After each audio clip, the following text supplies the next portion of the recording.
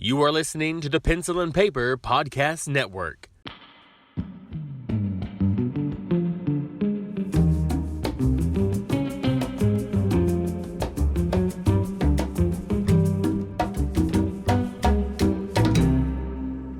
Hello and welcome to Salsa, your tasty condiment of film talk.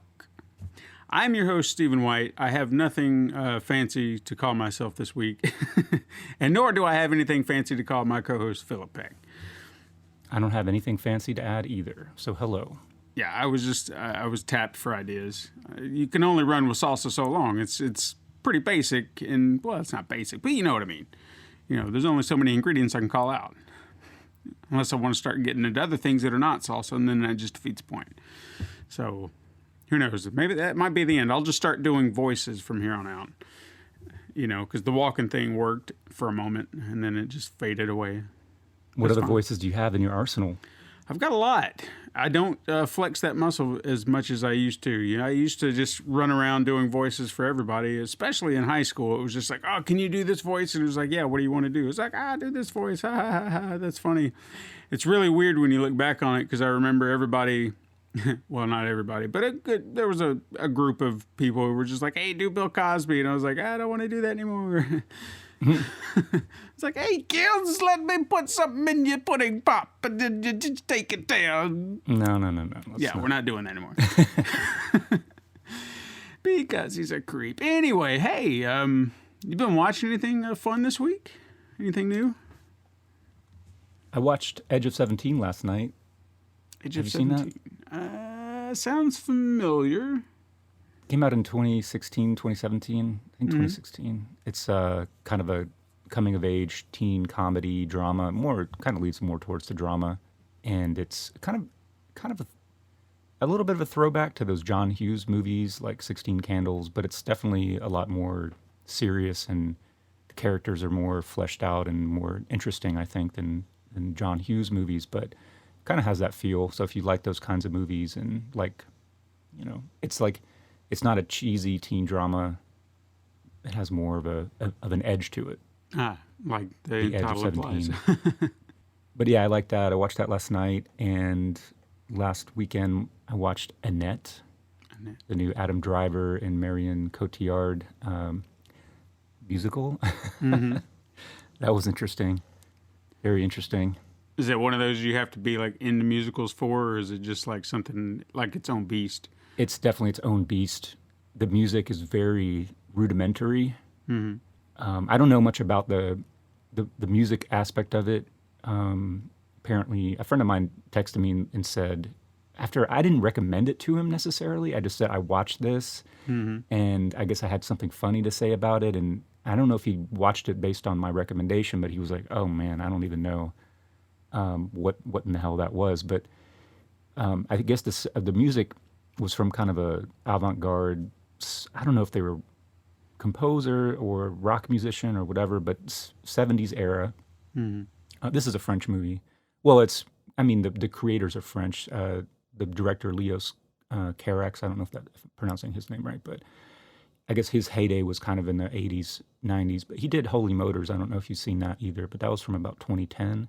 It was probably his last big splash kind of internationally. But, I mean, it's not like music that would be on Broadway. It's like music that would be at the weird theater on the corner in, you know, I don't know, Brooklyn or something. Right. So kind of more avant-garde. Like the music is like, they just repeat the same refrain like over and over and over again. Like there's not like this big swell of music, excuse me, where you have this big fleshed out score or composition. It's very minimal. Yeah, that sounds interesting. I might have to check that out. Adam Driver is a comedian, plays a comedian, kind of has like this bad boy kind of persona, and then he starts dating Marion Cotillard, who is in the movie an opera singer. They fall in love. They have a baby, but the baby is played throughout the movie by a puppet. So it's very strange. Okay. It makes a lot of sense, though, if you think about it, and just in terms of practical filmmaking, because babies are a hassle to try to cast and have on set, because they can I don't know if it's different in France, but like in the United States, like you can only have a baby on set for like maybe an hour at most, Yeah. or maybe even less than that. They have very strict rules in place for how you can have a baby on set, and of course, how can you? The baby can't act necessarily, so practically it makes sense to cast a puppet or to develop a puppet, Sure. and just use that. But it's very weird because like nobody plays it like it's a puppet; they play it like it's a baby. But there's kind of this subtle acknowledgement underlying that it's not real. So it's an interesting movie. If you can stomach it at all, like kind of the weird vibe of it and the music. I would definitely check that out. Yeah. Just the weirdness of it all. I would be intrigued enough to be like, all right, what is this? Let me look at this. So yeah. And so they devote some considerable amount of time for him to be on stage and actually performing a set. And those are interesting. Kind of like, are you familiar with Bo Burnham? Mm-hmm. So Yeah. it's like almost like kind of a Bo Burnham kind of somewhat musical comedy set mixed with like, I'm trying to think of maybe more of an edgy comedian, but I don't know, something like Right. that. Mm-hmm. Yeah, I was kind of familiar with Bo Burnham before that. Special he did on Netflix, and then my co-host Inside? the Inside special. My co-host on the other podcast, she was just like, "Hey, you got to check this out. You got to check this out." And I was like, "I will." And then when we finally met on vacation, she was like, "I'm gonna make you watch this," and I was like, "All right, I guess I'm watching this now." I enjoyed it. I mean, it was definitely not. I wish I hadn't have waited because I did enjoy what I saw, and I respected. I mean, the craftsmanship of it all, the fact that he did that all on his own. Yeah. I respect that. So. Yeah, it was really. I ended up watching it maybe just a month ago or so. Definitely after it had been out and kind of gone through the discourse as it is, and I think it's something you could. I probably could have watched it over maybe 2 or 3 viewings, just based on its structure. It kind of got a little long in the middle, I think. But yeah, like you said, I mean, just the fact that he produced that whole thing, directed, acted, shot it all, edited it all. I mean, that's what I'm assuming. Yeah. That's the way it's played anyway. It's really, really impressive. But and also like some of it's just hilarious. Yeah. Some of it's a little dark, but some of it's just really funny. So Yeah, no, I definitely dug it. So was that all you got to watch? I watched Beckett. Beckett. I know that. What is that? Wait a second. Beckett. Tell me what that is, because I know it. Well, it came out. It debuted on Netflix a few weeks ago. It stars John David Washington. Yeah. Okay. There it is. And Alicia Vikander, and they're on vacation in Greece, and then shit hits the fan, and it's kind of like I would say kind of almost a throwback 70s kind of conspiracy thriller movie where it's like the wrong man. He's running for his life. He's being shot at by people who he thinks are police, and he doesn't know what's going on. He's trying to get to the American embassy. It's a weird movie. It has weird tonally. It doesn't really, at the beginning of it, the chemistry between him and Alicia Vikander like is not good. It's kind of uncomfortable to watch for a while. And then when it starts getting into it, yeah, it's a weird movie. It's not, I think it might grow on you if you kind of, I think they go for something that's like very physical. Like he's kind of an everyman kind of person in this movie. He's not like, he's kind of an IT professional, so he's not like an athlete, but he's on the run the entire movie. The movie, but essentially when it gets going, he's just running for his life through Greece, trying to get to the American embassy in Athens, and he's constantly beset by people who are trying to kill him. So there's like all these fights, and they're very physical and like very kind of realistic in a way. There's not like all this fast cutting, and it's just like this dude gets stabbed, and you can really feel like the physicality of that and the pain and the torment. And he's like, he gets shot multiple times in the movie, and it's like, so I think they were going for this very specific like pain and just trying to put you in this, or just to make you feel like all this physical pain and torment that he's going through, as well as emotional torment, which I won't spoil. So it's kind of interesting. Like it didn't, I was like kind of put off by it at first, but when you keep watching it and you kind of think about some of the things that happens, it maybe has a little bit more than you might think from the surface of it. So I might recommend it. But Okay. I might take a look at it. I know I was reading something about it, but it just kind of looked, I don't know, something about it wasn't drawing me in, but I was like, oh. yeah, it doesn't. Like the name of the movie is kind of like, it doesn't tell you anything about the movie. It's a dumb name. I mean, it's just his name, but it's Beckett. Like it sounds like a medieval like a Chaucer character or something like. Yeah, it's just oddly named. It doesn't oddly framed. It's just a weird movie that I don't think all the pieces quite came together. But if you give it a chance, there might be something there that you might get something out of. But Okay. it's not a very ringing endorsement, I would say. And then lastly, I watched The Bad Batch. The Bad Batch. What did you think of The Bad Batch? I quite liked it. I liked it a lot. It's very slow. After the opening setup of the movie is horrifying, and it's terrible, awful. And then once it kind of gets underway, it definitely settles down into this. I mean, there's no dialogue for the first half an hour in the movie, just about. So that kind of lets you know it's not going to be like this snappy, punchy, any kind of mainstream movie. So it's definitely kind of an artsy meditation or something like that. But it has a lot of interesting stuff, and I don't know. I liked it. What about you? I know you saw it. Well, we might be talking about two different things here. Because Thought you saw it. I'm sitting there thinking, oh, you watched that thing, and now the way you're talking about it, I was like, maybe did we watch the same thing? It stars Suki Waterhouse, who I wasn't familiar with, and Jason Momoa. Giovanni Ribisi's in it. Keanu Reeves, Jim Carrey. No, I have not watched this at all. Okay. So, we're talking about two different things. Well, I'll just give you the little plot. In a desert wasteland in Texas, a muscled cannibal breaks one important rule: don't play with your food. So I guess we didn't see the same movie. I mean, hell, that could be like Texas Chainsaw Massacre. Don't play with your food, Junior. Wow, okay. Well, it's on Netflix, and I think based on some of the things that you talk about, I think this kind of might be in your wheelhouse. Okay. If you haven't seen it. I could give this a look. I'll have to look up a trailer. I thought you were talking about Star Wars. Star Wars? There's a Star Wars show called The Bad Batch, and it just recently ran a course, and I was like, so he's watching that. Okay. No. Huh. I don't watch Star Wars. Okay, it's fine. No. I watched it. I thought it was all right. It was pretty good. I feel like you've got to know some history, like other stuff, but beyond that, it's a good show. But I think I remember. Is that an animated show? Yeah. Yeah, it's an animated show. Kind of like a Clone Wars sequel series or whatever. Anyway, I liked it.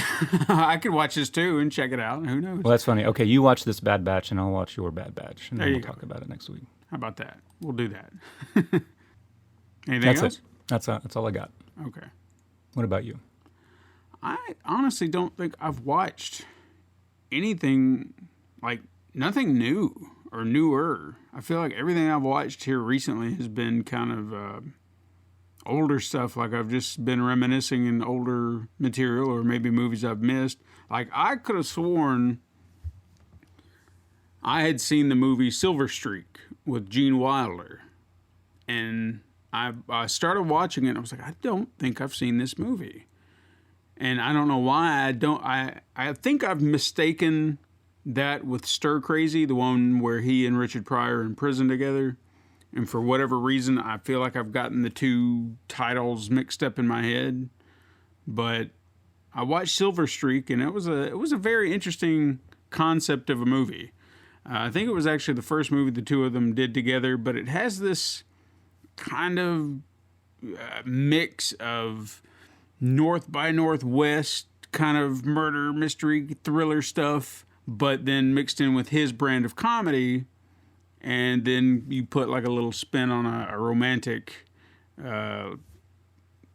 love story, comedy, whatever you want to do in there. And it's an interesting blend of concepts that just works together.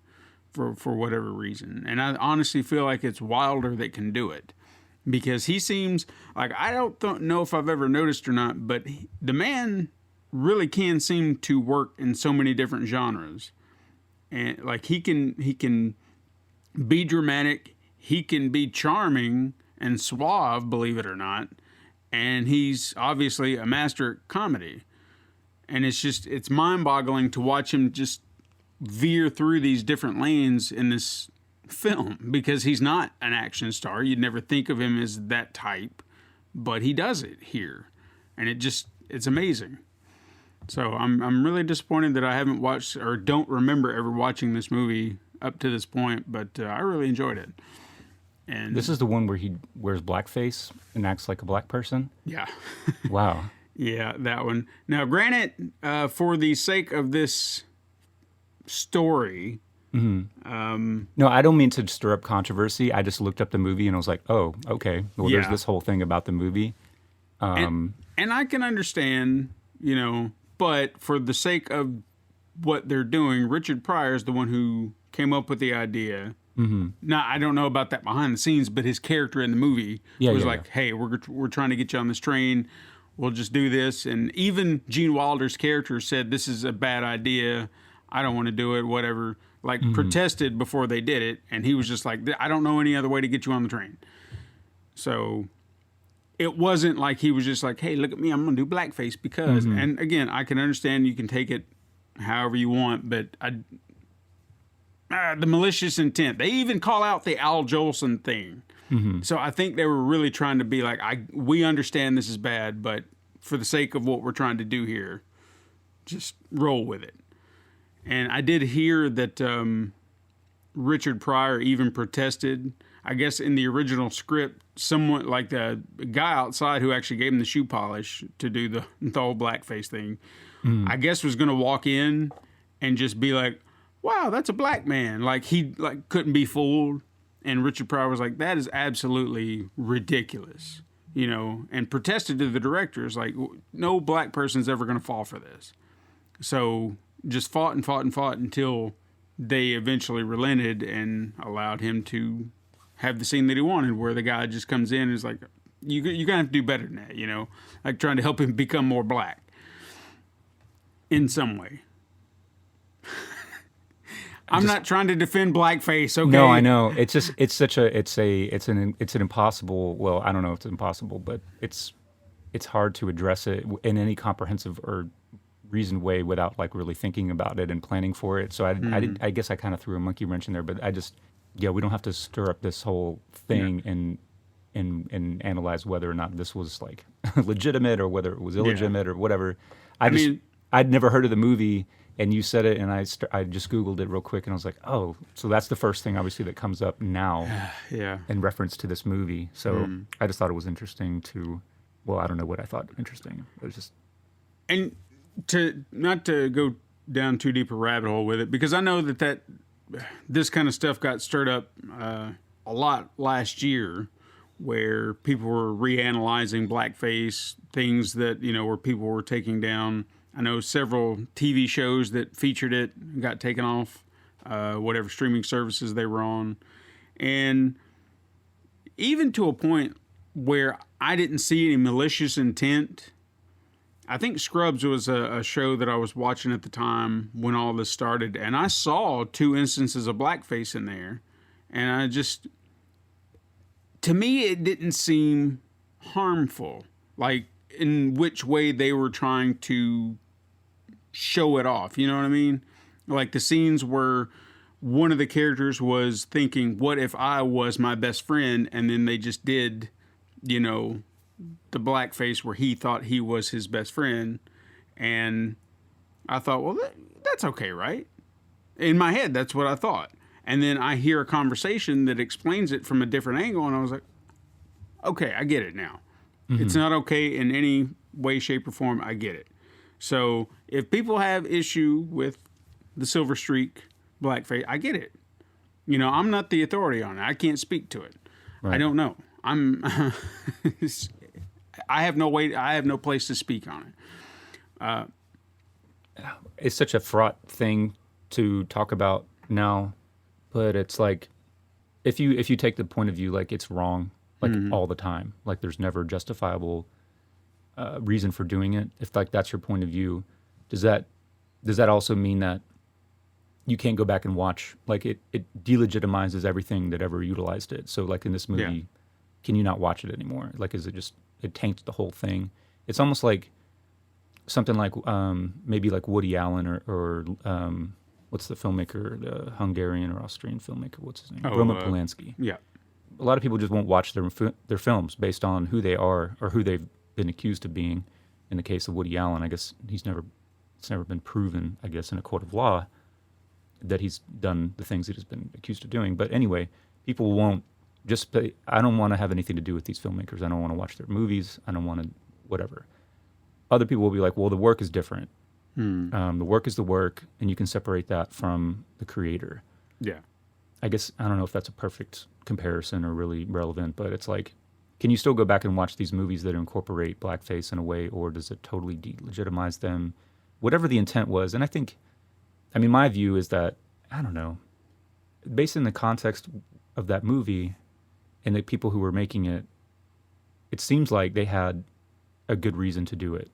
Yeah. And that when they did it, also the way they performed it, it had something to actually say about racism. It wasn't just perpetuating a racist trope. It was actually kind of commenting on, you know, and I have to watch the scene, but I was just like quickly reading stuff while you were laying it out there.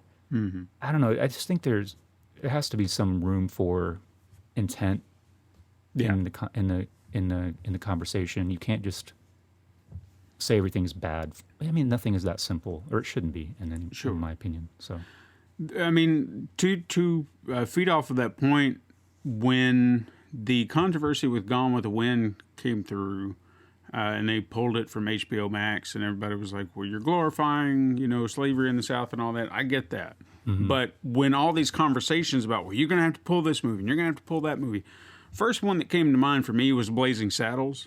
And I've never once viewed that movie as a racist film because of how everything is portrayed. And I was happy to hear, even though that they had put like a little disclaimer video on HBO Max, that kind of explains why this film is still relevant and what it's trying to convey to the audience. Because if you look at your protagonists, they're all good people. They have, you know, good hearts and everything like that. But then when you hear or you look at your antagonists, the ones who are using the racial slurs and things like that, they are portrayed as less intelligent and, you know, just kind of silly and stupid and goofy. And that's kind of the dichotomy there, is seeing, you know, here's a better person doing better, and then the point of the movie, or the point of view of the movie, is that the bad people are racist and the bad people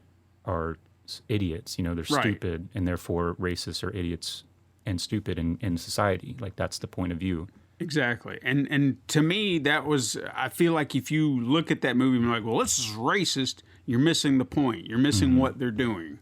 And I've always appreciated that. And that's, again, what I think they were trying to do here, is they weren't just doing blackface for the sake of blackface. They were taking obviously there was a scenario where it was just like, how are we going to do this scene?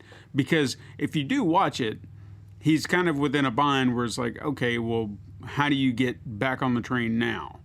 And maybe this was the only option they had as far as script writing, was like, well, how about this?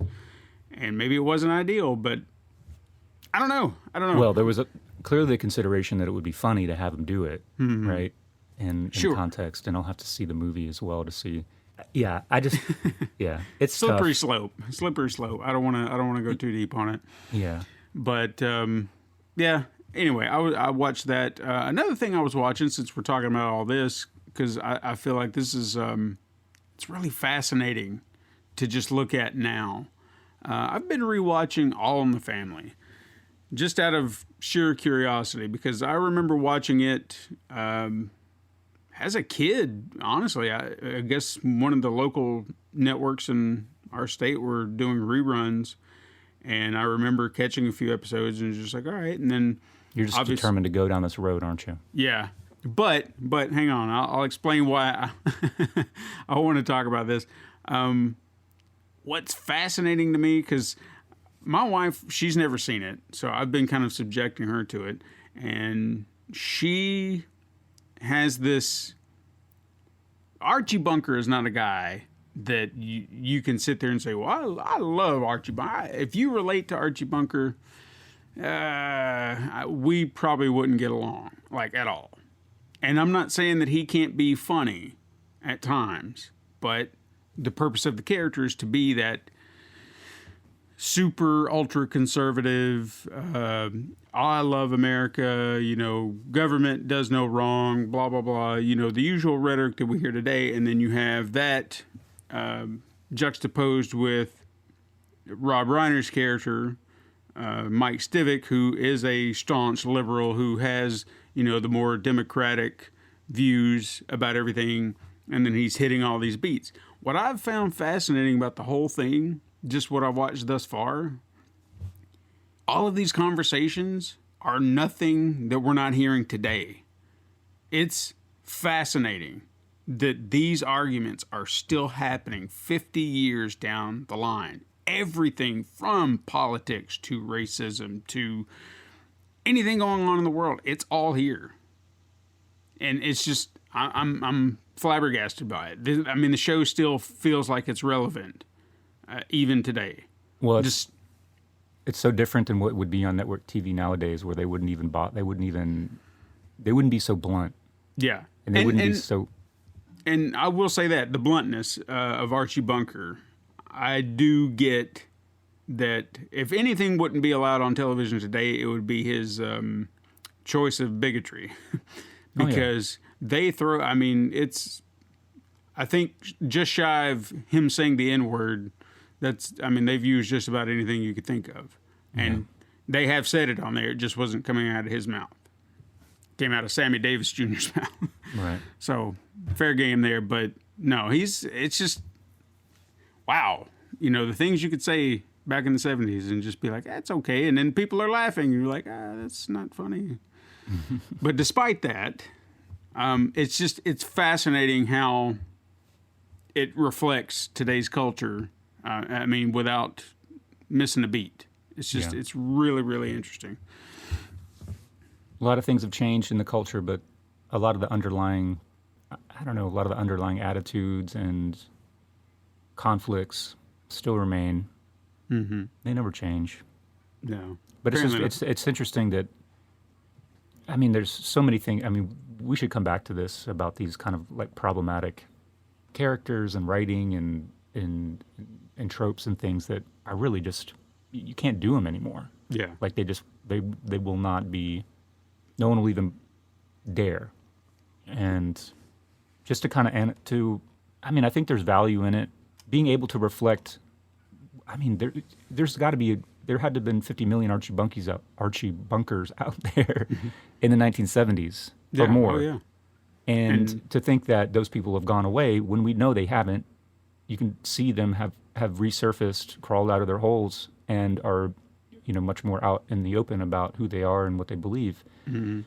And there's a lot of, concern that you don't give these people, or you don't represent them because you lend them credibility, or you validate them if you do that. Mm-hmm. I don't think that's necessarily the case. You just have to, I don't know. But you also have to wonder who was making these shows, the attitudes have changed so much. Yeah. Norman just like Lear, Blazing Saddles, obviously. I think you had people who were socially conscious, but the culture was a lot more permissive back then. Who's making the shows? I think that's what's changed now, where people want to be in the room when the show or the movie's being made. Where in the past it was like all white men making the shows. So that's where it becomes problematic. Sure. Because if Yeah, I'd say we'll put a pin in that, because I feel like we could definitely go to, because as you're sitting there talking, I'm sitting there going, well, I could say this, I could say that, and I got this, I got that. Yeah. This will be a whole conversation, so we'll put a pin in that. That'll be an episode for a later date.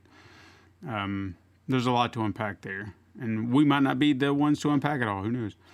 Yeah. One other thing, I haven't watched this, but it was something that was on my radar I wanted to talk about. I'm hoping it will be good. I'm hoping it will be a fascinating look. I saw something about a documentary coming up called The Man Behind the Monster, and it's about the life of Boris Karloff. And I'm kind of into the old school Universal monster movies, and just even some of the history I've heard about Boris Karloff has been fascinating. So an entire documentary about the man and getting into doing the monster and other things that he's done, I think it would be fascinating. I've always been even more fascinated with the idea that he there was at least one Frankenstein film, and I think it was The Ghost of Frankenstein. Or another one, I can't remember. Anyway, doesn't matter. House of Frankenstein, Ghost of Frankenstein, one of the two. He was in, but he did not play the monster. And I always found that to be fascinating. I was like, so why is he returning, but he's not playing the monster? And I guess I've never really dug up the trivia as to why that was, but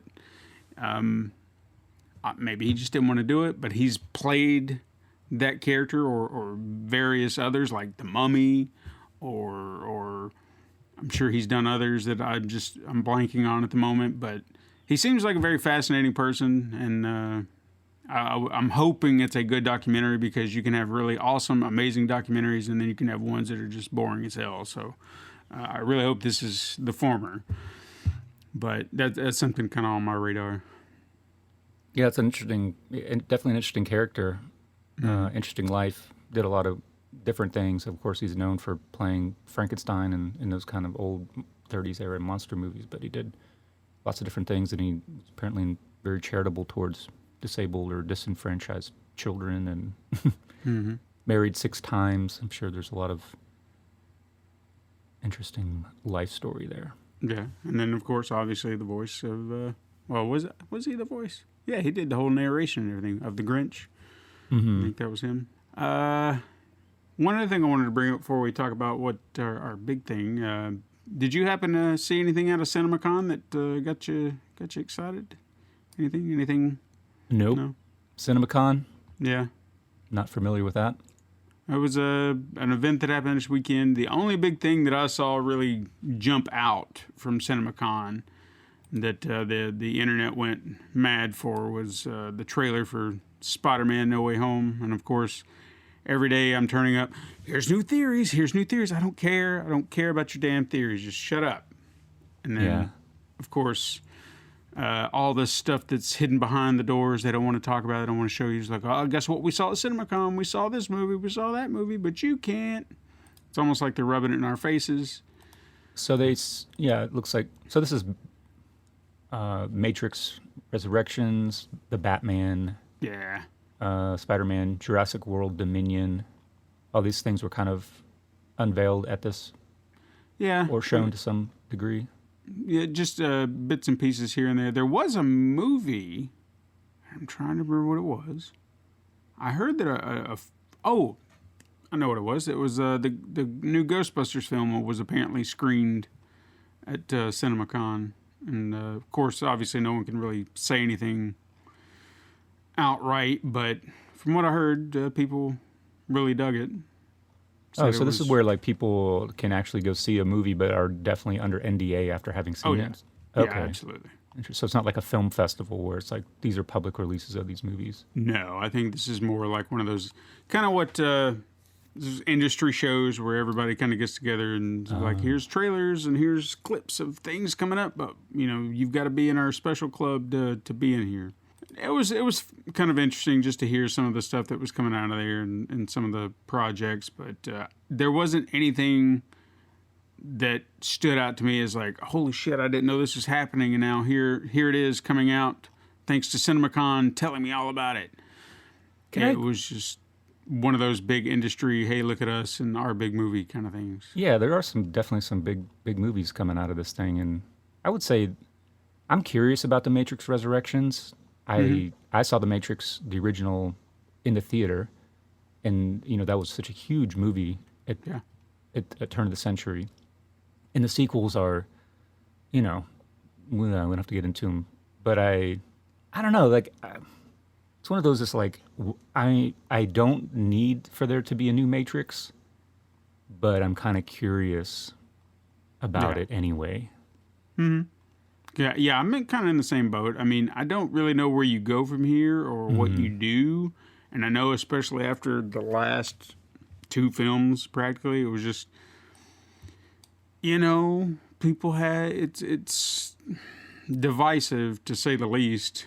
I think more people dislike them than like them, but I'm sure there's a group out there. I mean, I think it might be one of those film trilogies that's maybe just a little too convoluted for its own good. Like they're trying too hard to do something here, or maybe they got too far in their own head. Like, we've talked about that earlier. Ideas that get away from you. But, I'm willing to see what they've got up their sleeve. I think it's only one of them coming back, though, isn't it? Out of the Wachowskis? Yeah, one of them is not involved. Another one is Halloween Kills. Were you interested in that? I know you're a big horror fan. I'm interested just based on what I've heard the director say about it. Like they had this clear path in mind of what they wanted to do. I guess first one being to reestablish the characters and where they are. The second one is kind of taking the trope of, okay, well, the killer's hunting everyone else. What happens when that's reversed? So people are, it's not like, oh, there's a killer in town? What? No, you're crazy. You're silly. And now everybody's up in arms about it. It's like, oh shit, Michael Myers is here. Let's go get him. Like, I can't think of a slasher film in this vein where a mob has gone after the serial killer. Like it just, nothing about that. To some degree, sure, but not like this. Not the way this is being presented. So that intrigues me. And then they said the third, it's like this one will be action heavy, I guess. Like really intense, really just get it in there. And then they'll go back to the third and re-examine everything and kind of be a slower paced film. But they just sound different in tone the way they were described, and that kind of intrigues me. So you're not just doing the same thing. Like you have a very set of rules that you're trying to put in place for these films, and their tones are very set in their ways. Right. So I'm intrigued by it. And one last one I'll mention. So you opened up this can of worms here. So Scott Derrickson, the director of Doctor Strange, he's got a new original story called The Black Phone starring Ethan Hawke. And I don't think they showed a trailer at CinemaCon, but it's not available online. But apparently Ethan Hawke said the script in itself had him terrified. Wow. So this is kind of a movie that would be more interesting to me than all these sequels and other kinds of blockbusters where you had a guy like Scott Derrickson who had, of course, like most of the directors of Marvel movies, started out as in the more independent, low budget, and he was more of kind of a horror movie kind of director or genre director, and now he's got an original movie. So I don't know, that might be something interesting. Yeah. Now, I don't know this for a fact, but I kind of feel like one of the reasons he probably walked away from the sequel to Doctor Strange is I don't think he was going to be allowed to do what he was hoping to do with the character and whatever they were doing. Because, like you said, he comes from more of a horror background. And I think he was really trying to infuse those ideas into the movies. Right. And even in the first one, I never got a sense of horror. You know what I mean? It was fantastic and mystical, but horror never really felt infused into the overall film. No. So I feel like they neutered whatever he was going to do. And, if you're not going to be allowed to put your own spin on things, then why bother? Right. So I don't blame him for walking away. And then all they did was just scoop up another horror director for that. So they got Sam Raimi to do that, and I guess he was just bored. It's like, why not? I'll do it. So we'll see. I'm just speculating here. I'm just saying. Before we jump in, can I ask one more question? Sure. Are you interested at all in the new Candyman? I am, mainly because I've heard that it wasn't going to be just a reboot, but then they were going to kind of infuse some of the elements from not just the first movie, but they were even saying, oh yeah, all the other movies exist too, but still stand on its own. So I was really curious how you redo Candyman while still adhering to some of the original films. Yeah. And it sounds like it's almost like a sequel, like they're really incorporating all of the events of the first film into this one. And yeah, like it's not necessarily a remake, but yeah. But even some of the ideas, just the way it's kind of being presented, seems fascinating. But then I've heard some mixed reviews on it, which yeah, the reviews have been all over the place. So that makes it more interesting to me, actually. Like if the reviews were all like overwhelmingly positive, that would be great. That would make me want to watch it. If the reviews were just overwhelmingly negative, then I'd be like, nah, probably not. That'll be a pass. But I feel like when there's just no consensus at all, some people are praising it to high heavens, and some people are saying it's awful. And not even just the fact that it's a bad movie per se, but just like, I don't know, just going in on the directors, and Jordan Peele like has been a failure since Get Out in terms of like all the things he's tried to tackle, and it's okay.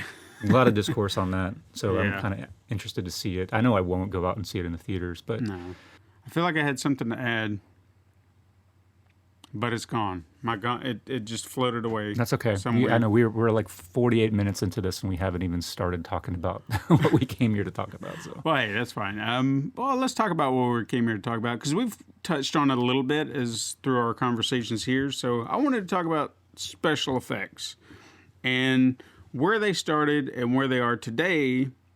And what kind of got this idea rolling around in my head is I noticed how things have come full circle. And I wanted to talk about how we've even gotten to this point and how everyone's perception of these things has changed over time. Because I'm sure, if you go way back to the early days of filmmaking, early 1900s and whatnot, when they were trying to utilize or even create at that time special effects to make these fantastic films, it was probably impressive to the viewing audience who've never seen anything like that before.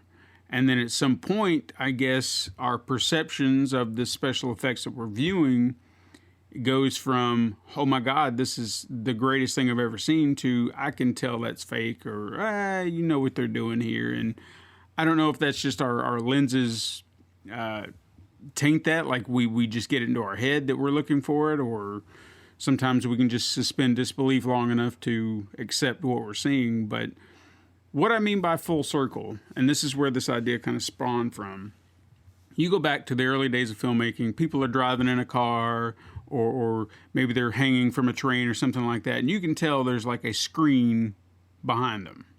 They're on a sound stage or something like that, and they got a big screen behind them, and they're just moving the picture behind them, right? That was just the old way, driving a car, and that's what you see. And then over time, obviously, we've gone into rigs that sit on cars, to just straight up digital effects in the background, whatever it may be. But then now, if you look at something like what they're doing with the Mandalorian, they've gone back to this old way of filmmaking, a screen, and everything around it is just, you're working off that moving set behind you, and you're acting beyond it. From what I've heard, just about everything in the background on that show comes from this screen, and you can't tell the difference. Mm-hmm. And I started thinking on it, and I was like, so we've just gone right back to what we used to do back, like 100 years ago. So we're right back to just updating the technology. And I don't know if I've started to notice it, or maybe just some filmmakers are not doing it properly. but I'm starting to get this sense sometimes that not everyone is standing out in the middle in the open. They're on a sound stage with a screen behind them or digital.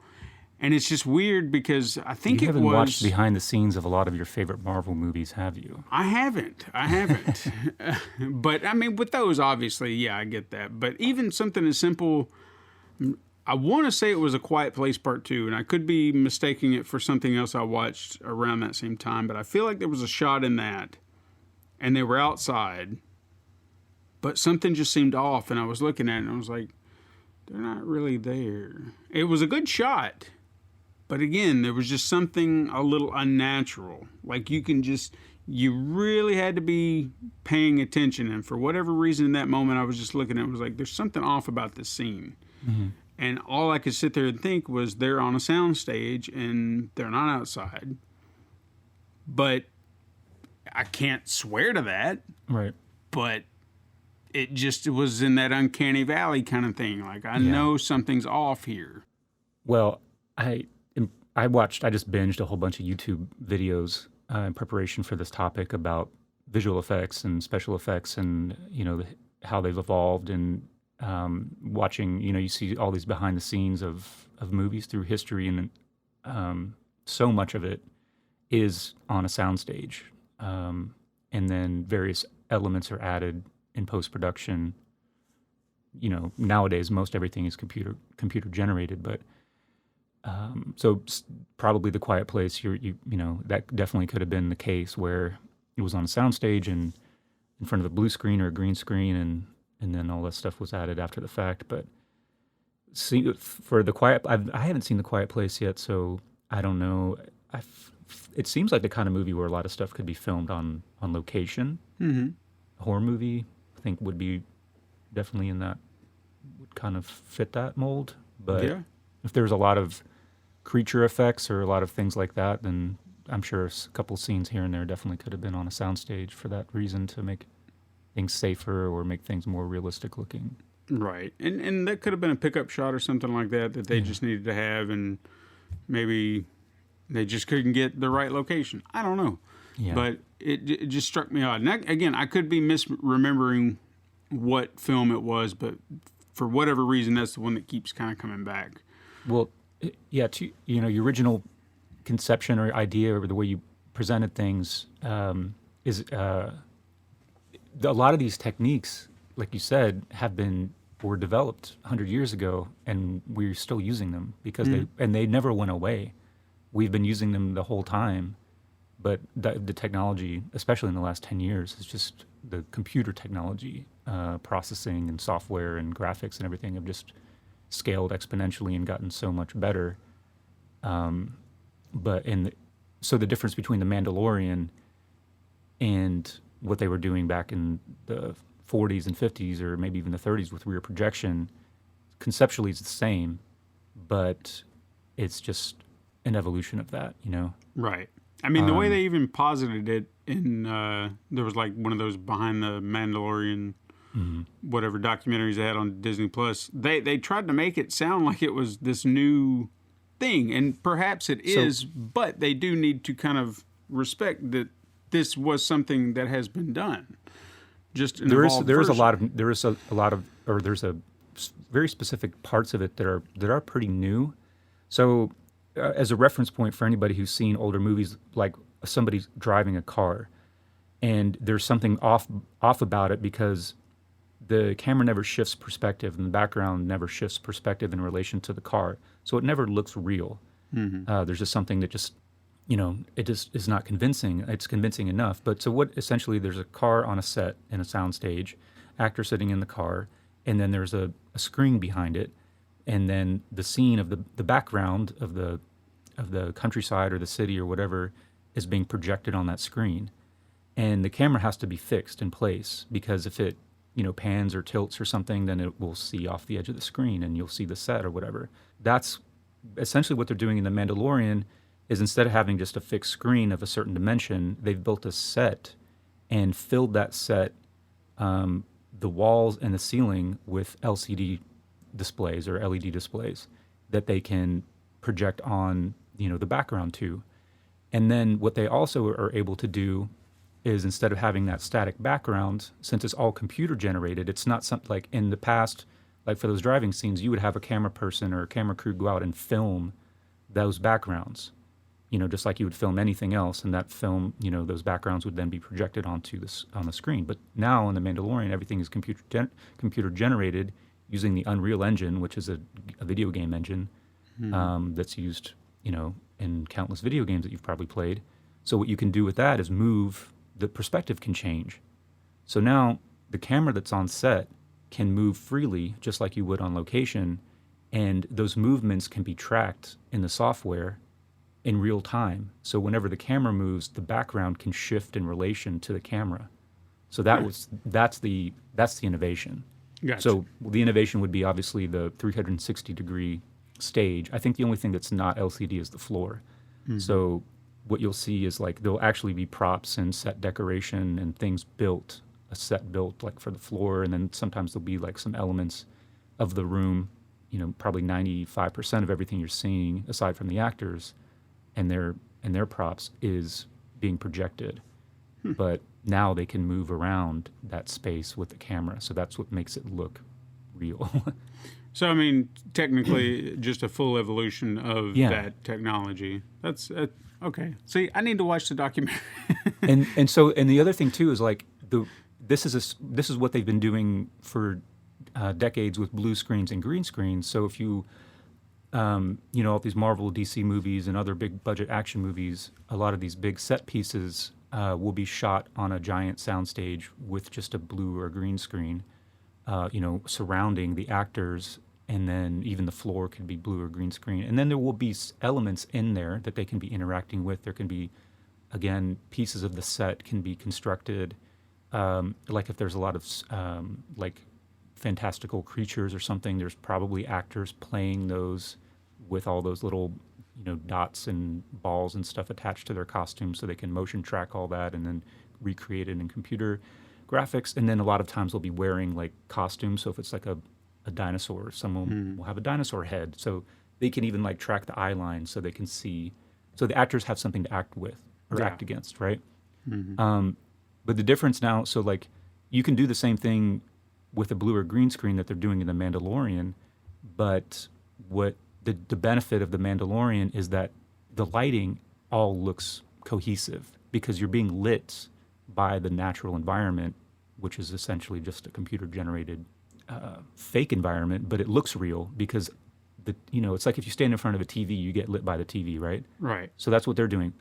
The downside of a blue or green screen is that there's a blue or green cast on everything because light's reflecting off that, and then it's coming back and hitting the actors and then their props. Like there was a behind the scenes that I saw of one of the Marvel movies with Captain America, and you could see on his reflective shield green light from the green screen bouncing. So then that's just adding a whole lot of extra work in post where they have to remove all that green cast or blue cast from everything, whereas in The Mandalorian they don't have that issue. So the Mandalorian has like a very shiny reflective outfit, right?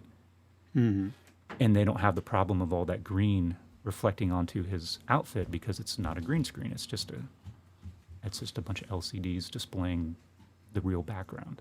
Yeah. So it's pretty interesting.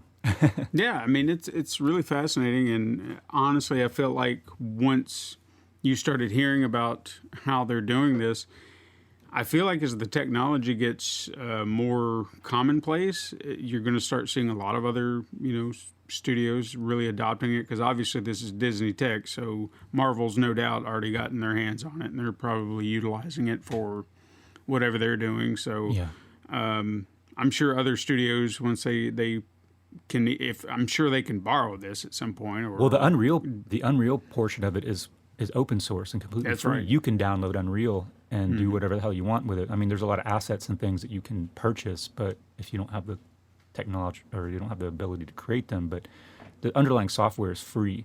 I think the part that, I think it was Industrial Light and Magic who developed the part, like the camera tracking portion of it. Yeah. But I'm sure they could license that, or other companies could probably develop the same thing. And the problem, for like The Mandalorian, they had to, the initial outlay or the initial expense was probably astronomical, but the savings in the long run are probably, or it's probably a savings in the long run because they don't have to move locations. They don't have to redo sets all the time. They just build this one set and it probably costs millions and millions of dollars. And then after that, it's like, it's done and they can film everything right there. Yeah. So. And to kind of piggyback off of that, like an evolution of how things like that, not just with blue and green screens and then now projection screens, but other cases of that would be like starting with stop motion to where we are with computer generated imagery. Mm-hmm. I mean, that practically evolved into that. And even practical effects to some point, although I would argue practical effects are so much better than CG, and I know this can be a contentious topic, but in all honesty, I mean, it's just that realism that something's there despite how unreal it might look at times. But I feel like if more studios, and it may be expensive to do so, but just like a combined effort of the two, just anytime I've seen that, it's like it's perfect, like a perfect marriage. Yeah. Do the practical, and then you just enhance it with CG, and you get something that's just phenomenal. Well, there's obviously we've talked about this on different occasions, but everything is budget limited. Mm-hmm. And if budget is no obstacle, I think you will see a combination of special effects, practical effects, and computer generated VFX in order to get in order to get the best results. But I think when budgets are limited, they will go for the computer generated visual effects because they're cheaper in effect than actually doing stuff on set. It's a lot more complicated to do that, and it ends up costing more money. It might seem counterintuitive, but and then also when they are budget limited, that's when you usually run into like effects that aren't very convincing. That don't look good because you just don't have the budget for Industrial Light and Magic and whoever the big VFX studios or production houses are nowadays. So Sure. you get kind of you get what you pay for. Mm-hmm. So, there's always been one that comes to mind is the original Jurassic Park, which had a combo. A lot of them would be practical effects. Jim Henson, his whole thing, they did a lot of the real dinosaurs, the smaller ones that were actually on set or that were actually created. And then you had a lot of the bigger ones, which were all visual effects that were created in post. And so it's amazing how even some of the best movies, the biggest budget movies that are employing some of the most state-of-the-art cutting-edge stuff don't always look convincing. Mm-hmm. And like you said, like in The Quiet Place, there's always something, like there's an uncanny valley aspect to it. And I would say, if you go back to stop motion, that was never real. That never looked real, No. But you bought it because you knew it was, because you're watching a movie and it's like that whole suspension of belief or disbelief, I should say, where you're willing to go along with it. Well, like those dinosaurs are moving in this herky-jerky motion and the scale is off whenever they're interacting with like human actors and stuff like that. Or Godzilla, when you just have like a guy in a costume, running around on miniature sets, and there's always that element of just this doesn't look real. Right. And now you have the same thing, but I think we kind of lose the thread is that the sky's the limit. Like there's really no limit to what people can do with visual effects nowadays, and you start to lose. That's where like every Marvel movie devolves in the third act to this like just massive space battle or Earth battle where everything's getting destroyed, and it's just like it just gets boring, and you've seen it all over and over again because they can do it all in visual effects, and it just like you lose that kind of like human scale to things. I think now with a lot of the visual effects that are possible. Mm-hmm. Where like if you look at disaster movies from the 70s, there was that big genre of like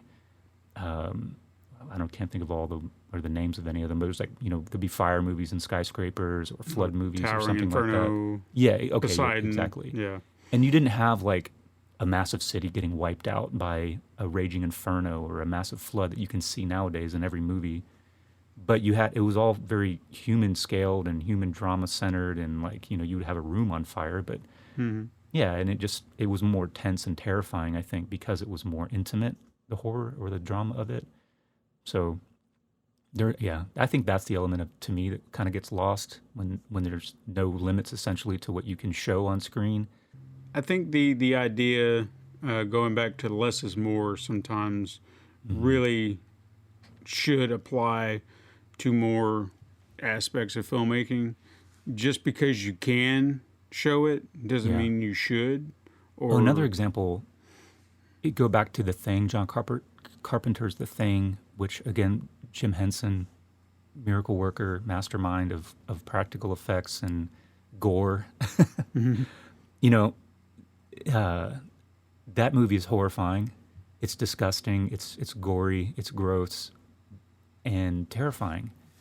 And it has a very small scale horror where, like it's only just a couple creatures every now and then that are just, demolishing a small group of men stuck in this little facility in the Arctic or whatever. And all the effects are real. Everything that you see on screen is actually there. It's all created for camera. Contrast that with our favorite punching bag, Zack Snyder's Army of the Dead, that whole opening sequence when you have this just montage of the zombie hordes and then being fought off by our band of heroes. You have all of this, it's just like this overwhelming, it just loses any impact because they can just show you anything that they want. There's no limit to what they can do, and it just doesn't have the same visceral impact because it's all fake. It's all CGI. Even though, of course, nobody's actually getting their arms bitten off by a mouth that just forms on this thing's belly in the Thing, but it's just there's just a total difference between when you know the thing that's happening is actually happening versus everything can just overwhelmingly generated after the fact, and all the blood and guts and stuff is just a computer graphic as opposed to blood spurting out of a little capsule and all these things that happened in the past. I don't know. No, I get what you're saying, and it's you've hit a lot of points that I've wanted to cover. I mean, from anything where you were talking about. One complaint I've always heard sometimes when I like to watch old kaiju movies, Godzilla movies and stuff like that is like, it's so silly, man running around in a suit. It's so unbelievable. And I was like, yeah, but you watch these computer-generated creatures running around and that's more believable to you for whatever reason. I mean, it's all on what you're willing to take in, So what makes my thing any less silly than your thing? I've never understood that mindset. Kind of the same way where people say, I can't watch a black and white movie. Why? It's still a movie. It's still, you've got a great narrative here and you're going to dismiss it immediately just because it's not in color. Right. God forbid, I don't understand those mindsets, but I think it's really fascinating to see where we've gotten. Makeup effects in general. I remember when you go back to something like Planet of the Apes, the original, and those makeup prosthetics were groundbreaking at the time. I mean, if I'm not even mistaken, they created the Makeup Effects Academy Award just to give them because it was so convincing in 1968. And then now you progress to today and you see what these makeup artists are capable of, and it's just phenomenal. Right. I think I won't say that they could have pulled off what they did in like the rebooted Planet of the Apes and makeup effects. But I think they could have come damn close if they wanted to. Maybe with some CGI tweaks, they could have probably done that, but I could be wrong. I don't know. I think the new Planet of the Apes are some of the most cutting edge and convincing visual effects in the last decade or two. But I feel like there's probably a mix of special effects in there too in those Planet of the Apes movies because, I don't know, I can't think of any specifics, but like just to go back to the point of usually the best movies, there's a mixture of practical special effects and then the post production. But I remember Tim Burton's had a mixture, and it was not to its benefit. well, I that was guess- a little early. That was Yeah. what, 2005. Because I mean, the makeup effects themselves, I mean, they were doing practical, and that Looks was good. impressive. I mean, there were some pretty impressive looking apes, and they had to learn how to walk like an ape and do all that stuff, which again, impressive. But I guess sometimes when they wanted them to scream really loud, their mouths weren't opening up wide enough or something like that, and there were just certain ones where you could see like the jaw was extended and. They didn't do a very good job. It was like, just do it quick, just whip out a big jaw. It's like, ah, and it's weird looking, It's Yeah. just, I don't know. But Well, yeah, I think even so, one of the things that throws me nowadays in movies is all the de-aging and aging that's being done in post production, and it never looks real to me. It always looks plasticky and strange. Even the supposedly best ones, like I watched an example of Robert Downey Jr. playing his younger Tony Stark against his current day just Tony Stark, and he just looks, it's like the uncanny valley. right, And then in The Irishman, where all the characters, Robert De Niro and Joe Pesci and Al Pacino, were all being de-aged and aged throughout the course of the film. And it's a great movie. I love it. But you're always kind of slightly taken out of it because you can just tell, like, it's just like, that's not real. It doesn't Right. look real. It looks good. I mean, it looks amazing kind of in a way, but it just doesn't look real. But then I was thinking too, like before we had all these, the visual effects that we use now for these processes, and back in the past when you had like aging effects, which were all makeup based, and they would age an actor, that didn't look real either. Yeah. Even though it was like makeup and it was being filmed on camera, it still didn't look real. It didn't look like a real old person would look, or a real version of that actor as an older person. So there's always just there. I think that's fun about movies. Like, even though of course we're always going for the best thing that we can do, at least as of now, there's always some elements of it that, no matter the technology, no matter the skill involved, there's always, if it's not real, sometimes you can just tell it's not real. right. You know, I would say now, I don't know if you remember this one or if you saw this one or not, but I would say the best version of that de-aging that I've seen, and I'm trying to make sure that there's not another one that comes to mind, but what they did with Samuel L. Jackson in Captain Marvel, he was supposedly, de-aged, yeah. and for the most part, I don't remember noticing. Oh yeah. I don't know. I think maybe it's just because it's fake. Yeah. Maybe you're just like, nah. You just I don't know. take There's it. always something weird about their. Did you see Gemini Man? That was one I avoided because I heard it was just kind of like It's hard to actually not. watch. It's not as bad as you. It's not great, but it's entertaining as hell. Okay. I think it definitely got a bad rap when it first came out. I mean, it's not great, but yeah, it just, that one looks very, very good. Probably on the upper end of the state of the art, but it's just like something weird about the whole thing. Like, just the face just looks it's like animated movies that try too hard to have realistic looking characters, so you have that uncanny valley feel to them. That's just what I always get with these de-aging things. Yeah. See, I was even like, I for whatever reason, I didn't think about it in the moment. I guess it was the farthest thing from my mind. But the Spider-Man No Way Home trailer that came out this week, that was one thing that got pointed out, is the last character you see in the trailer happens to be Alfred Molina's Doc Ock. And they're just like, look at him, he's de-aged. And I was like, really? Okay, well, I guess I wasn't paying attention. Yeah. Because it wasn't on my mind. I wasn't thinking, oh my God, look how young he is. Wow. But someone's just like, yeah, they de-aged him. And I was like, good for them, I guess. Because Some of the creepiest ones, in my opinions, are the ones they've tried to pull off for the Star Wars reboots. The one where they brought I don't remember the actor's name, but he's been dead for a long time. Peter Cushing, yeah. And then he looked totally like a cartoon character. If he didn't speak, it was convincing. That was where I stood with it. Like if he was just standing there stationary, you could have convinced me he was sitting there on the sound stage. Right. But the moment he started talking, that's where it got weird. And then I saw when they DH Carrie Fisher. Yeah, that was looked terrible. Like, and when you get, and apparently the actor Cushing, is that what you said? Mm-hmm. Like his estate, blessed off on it, saying, okay, it's fine, you can do this, but it's a little bit creepy. Yeah. To bring back an actor from the dead. And there's a new movie coming out. Shit, what was it? Where they're bringing back somebody who's been long dead, and then one of the, it's a superhero movie, I'm pretty sure. And a current actor was like, dude, this is not cool. You shouldn't be doing this. I wish I could have remembered the example of it. Yeah, I might have to look into that.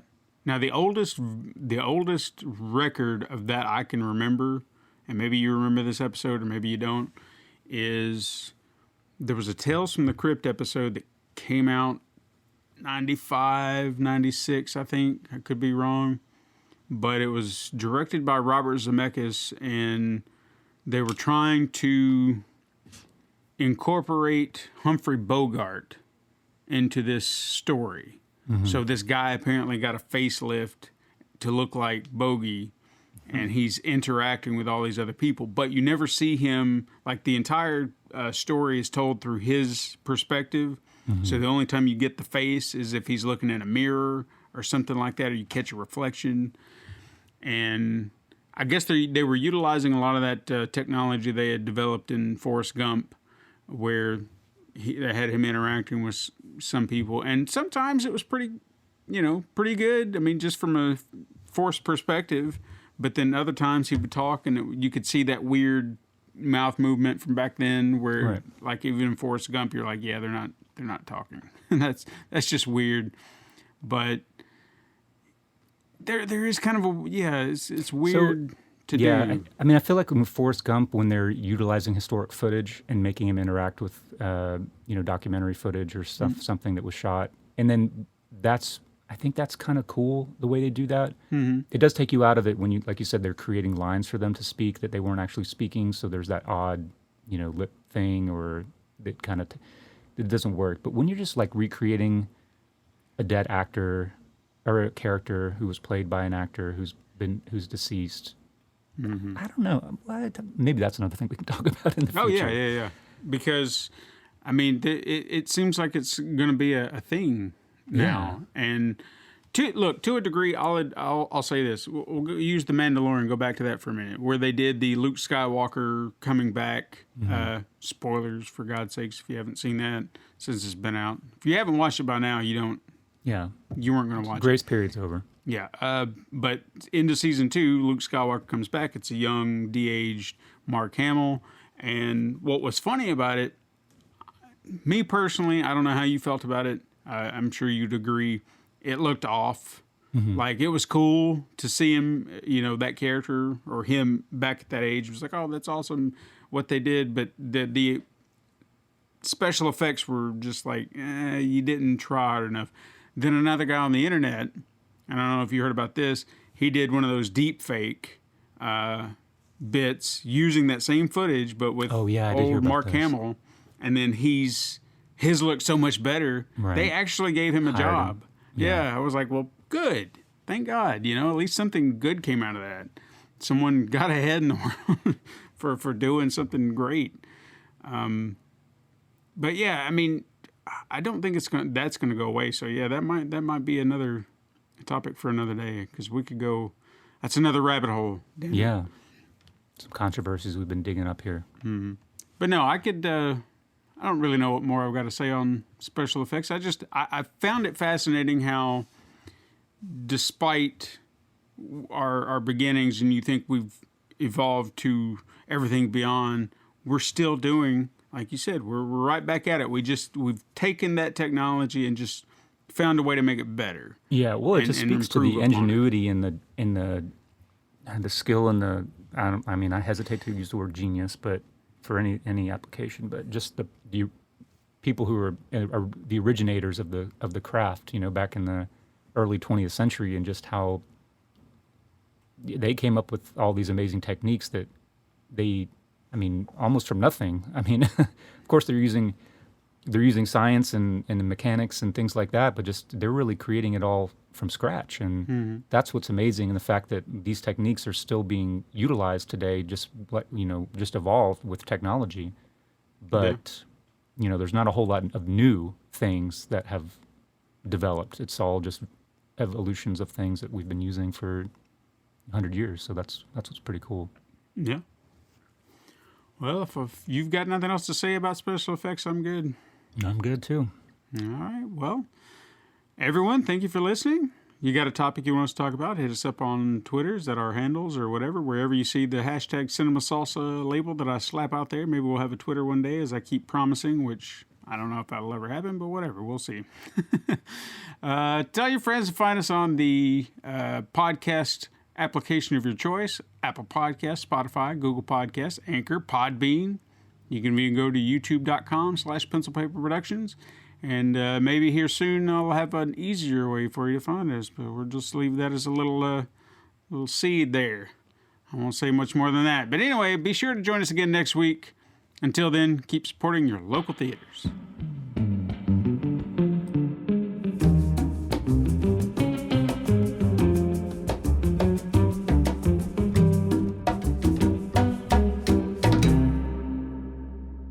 This has been a Pencil and Paper Podcast Network production.